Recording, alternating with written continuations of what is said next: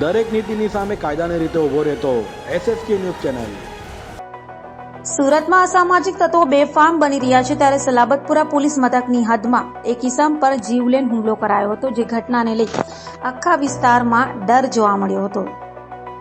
સુરતમાં વારંવાર અસામાજિક તત્વોનો આતંક સામે આવ્યો છે ત્યારે સલાબતપુરા વિસ્તારમાં આવેલ ભાટેના રઝાનગર ખાતે ઇમ્તિયાઝ અલી મુમતાઝ અલી અંસારી પર હુમલો કરાયો હતો।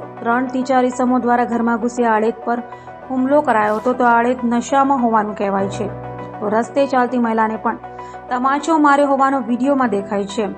સોએબ ઉર્ફે રોયા લાંબા અને અકીબ નામના યુવાનોએ હુમલો કર્યો હોવાની ચર્ચા છે, તો આરોપીઓ ચેન સ્નેચર હોવાની પણ ચર્ચા છે।